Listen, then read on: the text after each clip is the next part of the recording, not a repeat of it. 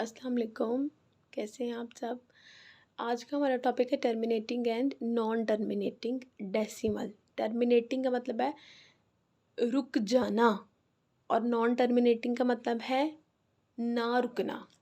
जैसा कि इसका मतलब है रुक जाना और इसका मतलब है ना रुकने वाला।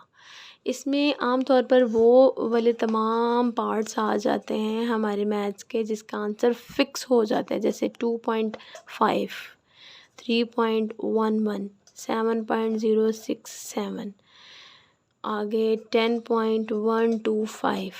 जो नॉन टर्मिनेटिंग डेसिमल्स हैं हमारे, वो ऐसे डेसिमल्स हैं जो कि रुकते नहीं हैं। फॉर एग्जांपल अगर हमारा आंसर आया है 3.11111, ये आता जा रहा है, या हमारे पास आया 2.732222 चलता जा रहा है, फिर हम इनको क्या करते हैं, इनको हम लिख देते हैं सिंपल 3.1 देन दिस चलता जा रहा है, 2.732 एंड देन ये चलता जा रहा है।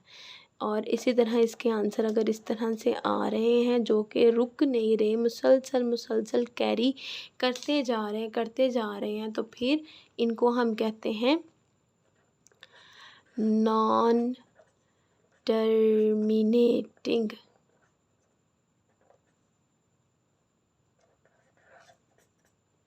डेसिमल।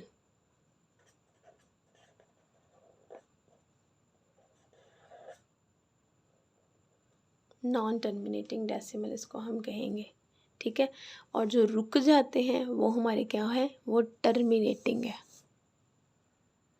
अब हम मज़ीद इसमें क्या करते हैं, इसको राउंड ऑफ करना सीख लेते हैं कि हमने इसको राउंड ऑफ कैसे करना है। राउंड ऑफ का मतलब होता है जहाँ तक आपको कहा गया है, जैसे कि अभी यहाँ पर हमें कहा गया कि राउंड ऑफ करना है हमने, ये हम राउंड ऑफ मेथड कर रहे हैं। राउंड ऑफ मेथड में हम सीख रहे हैं अप टू 2 डेसिमल।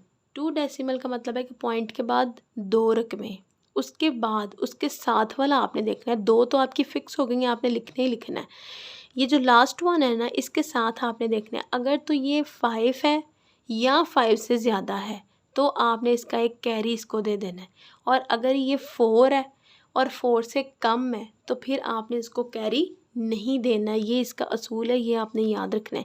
यहाँ पे हमने देखा कि ये 5 से ग्रेटर है तो आपने इसमें एक जमा कर देना है, तो ये राउंड ऑफ हो जाएगा 5.42। ये इसका राउंड ऑफ करके ये इसका आंसर है। 2 डेसिमल हमने लिखना था, इसका मतलब है कि पॉइंट के बाद सिर्फ 2 डेसिमल लिखेंगे।